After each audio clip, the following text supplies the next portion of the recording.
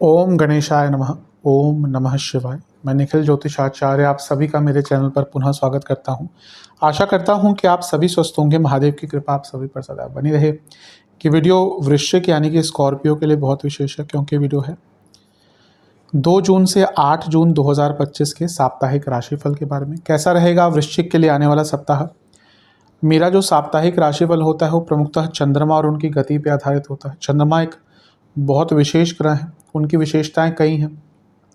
यह भी है कि वो बहुत तेज़ भागते हैं, यह भी है कि वो जिस भाव में जाते हैं उसको एक्टिवेट कर देते हैं, जिन ग्रहों के साथ संबंध बनाते हैं उनको एक्टिवेट कर देते हैं, और मन के कारक है। तो इसके कारण डे टू डे एक्टिविटीज़ पर, और क्योंकि वो बहुत तेज़ मूवमेंट करते हैं, डे टू डे एक्टिविटीज़ पर उनका इम्पैक्ट बहुत ज़्यादा रहता है।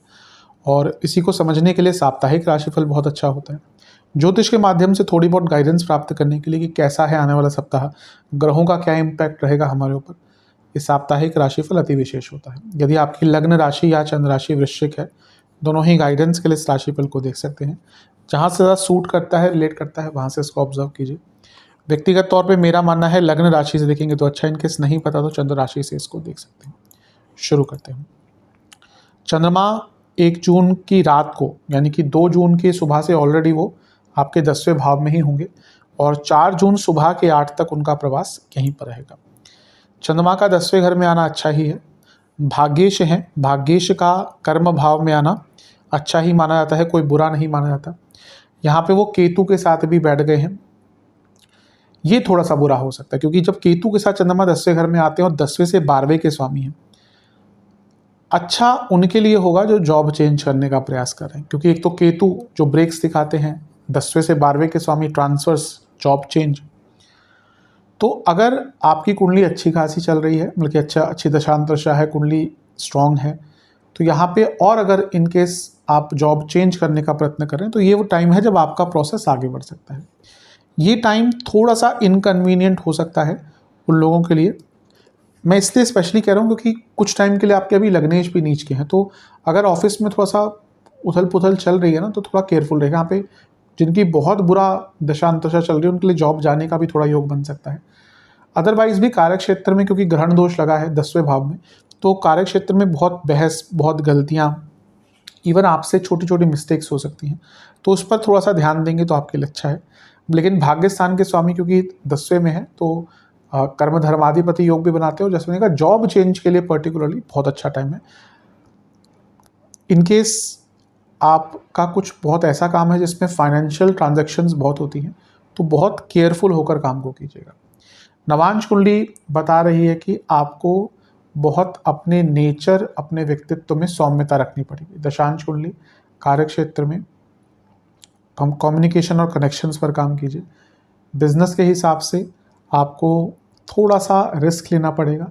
लव लाइफ कम बोलिएगा, जितना कम बोलेंगे उतना अच्छा है। वैवाहिक जीवन मेरे हिसाब से थोड़ी सी सकारात्मकता लेके आइए। हर इंसान के अंदर एक ब्यूटी होती है, हर इंसान के अंदर एक खूबसूरती होती है, और उसका एक नेगेटिव साइड भी होता है कि हम क्या देखना चाहते हैं, जो देखेंगे वैसा ही हमारा रिलेशनशिप होगा। स्टूडेंट्स, गाइडेंस की बहुत आवश्यकता दिख रही है। ढूंढिए किसी को जो आपको गाइड कर पाए। सेहत की जहाँ तक बात है, हड्डियों की प्रॉब्लम, लोअर बैक में दर्द, कफ विकार, सर्वाष्टक आपका 3रा घर बली है, थोड़ा सा कम्युनिकेशन पर ध्यान देंगे तो अच्छा रहेगा। 4 जून सुबह के 8 बजे के आसपास चंद्रमा आ जाएंगे आपके 11वें घर में यानी कि कन्या में, और 6 जून रात के 9 बजे तक उनका गोचर यहीं पर है। चंद्रमा का 11वें भाव में आना अच्छा ही माना जाता है। भाग्येश है, लाभ स्थान में चले गए, यानी कि भाग्य की वृद्धि होगी, लाभ मिलेगा। लक्ष्मी स्थान के स्वामी लाभ स्थान में है, पैसा भरपूर आएगा। और यहाँ पर आपके शनि की दृष्टि भी है जो खुद लक्ष्मी स्थान से देख रहे हैं, तो धन के रूप में तो ये जो समय है आपका हफ्ते का मध्य भाग का बहुत अच्छा है। भाग्येश का लाभ स्थान में जाना यानी कि कई रुके हुए और अटके हुए कार्य भी पूर्ण होते हैं, और उपचय भाव है सबसे स्ट्रांग वाला, यानी कि आगे बढ़ने की क्षमता, सामर्थ्य सब कुछ बहुत रहता है। शनि की दृष्टि भी है, ये विषतोष बनाती है, तो पंचम में शनि है ऑलरेडी और चंद्रमा को देख रहे हैं। थोड़ा सा ना गमगीन माहौल, थोड़ा सा उदासीनता रह सकती है, मतलब कि सब कुछ अच्छा भी है फिर भी लगेगा कि किसी चीज़ की बहुत कमी है। ये भाव सबके साथ कभी कभी होता है और ये ऐसा ही जाने वाला है। किसी की बातों में ज़्यादा मत आइएगा। और सबसे इम्पोर्टेंट बात है, लाभ स्थान में चंद्रमा कभी कभी लालच बहुत बढ़ा देते हैं। यहाँ पे ना जल्दबाजी में पैसा कमाने के चक्कर में व्यक्ति अपना नुकसान करवाता है। गुरु से केंद्र में है, यानी कि गजकेसरी योग बन गया। अचानक से धन प्राप्ति का योग ये बनता है क्योंकि गुरु अष्टम में है। नवांश कुंडली, ज़्यादा लोगों से एक्सपेक्ट मत कीजिएगा, ना ही किसी की एक्सपेक्टेशन को ज़्यादा तूल दीजिएगा। यानी कि कोई आपसे बहुत एक्सपेक्टेशन कर रहा है तो उसको बोल दीजिए भैया मैं इतना ही कर सकता हूँ या कर सकती हूँ। दशांश कुंडली, कार्य क्षेत्र में आगे बढ़ने के मौके मिलेंगे और अपनी बातों को ढंग से रखिएगा लोगों के सामने। बिजनेस पार्टनर्स के बीच में ट्रस्ट इश्यूज अगर हैं तो उनको बैठकर सॉल्व कीजिए, लंबा मत खींचिए इस चीज़ को। या कोई भी अगर आर्ग्यूमेंट है, कोई भी डिसएग्रीमेंट्स है, लव लाइफ ठीक है, इवन चीज़ों अगर बहुत तनाव चल रहा था ना, यहाँ पे बैठकर 1-to-1 कन्वर्सेशन करेंगे, भले थोड़ी आर्ग्यूमेंट हो जाए, सुलझ सकती हैं चीज़ें। वैवाहिक जीवन, छोटी छोटी बातों से निकलिए। अभी लग रहा है कि छोटी ही बातों में इतना फंसे हुए हैं कि आगे बढ़ नहीं पा रहे। जहाँ तक स्टूडेंट्स की बात है, अच्छा टाइम है। कुछ मौके अगर नहीं मिल पा रहे थे, यहाँ पे नई अपॉर्चुनिटीज अवश्य आएंगी। सेहत, हृदय संबंधित रोग जिनको है बहुत ध्यान दें।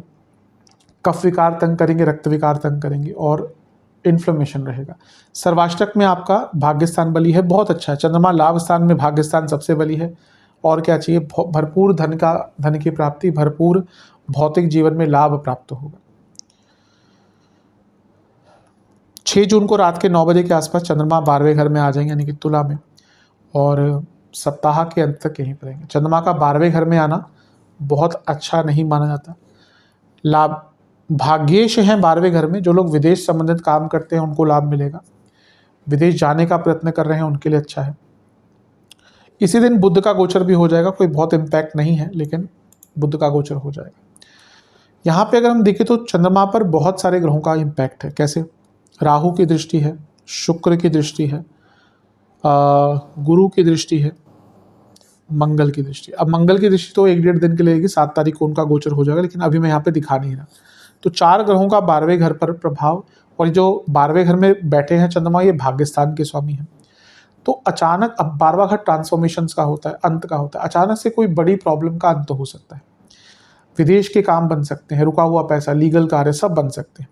लेकिन 12वें घर में चंद्रमा और इतने सारे ग्रहों का प्रभाव, जिसमें से 6ठे भाव में बैठा एक ग्रह देख रहा है, 8वें भाव में बैठा एक ग्रह देख रहा है, और 12वें भाव में चंद्रमा है। ये 6, 8, 12 का कनेक्शन जब हो जाता है ना, तो सेहत बिगड़ती है।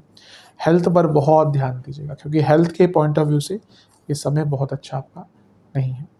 नवांश धन की रूप में ऐसा दिख रहा है, जिनका गुप्त धन का काम है ना, वो भी या थोड़ा सा इलीगल काम करते हैं या 2 नंबर का काम है, बहुत पैसा आएगा। उन्हीं के पास ज़्यादा पैसा होता भी है, इसमें कोई 2 राय नहीं है।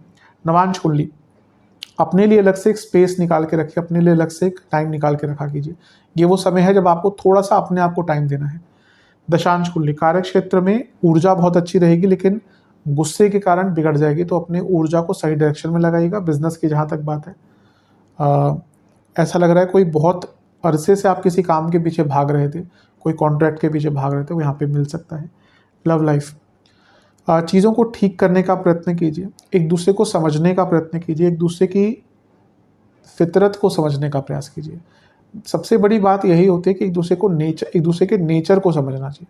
विवाह के बाद लव लाइफ में अगर 6-7 महीने हो चुके, उसके बाद भी अगर आपको बार बार पूछना पड़ रहा है, क्या समझ नहीं आ रहा आपकी क्या है, क्या आपके पार्टनर का मूड है, तो कहीं ना कहीं कमी है। क्योंकि एक दूसरे को पूर्ण करना ही तो होता है ना। रिलेशनशिप और वैवाहिक जीवन क्या है, एक दूसरे को पूर्ण करना है।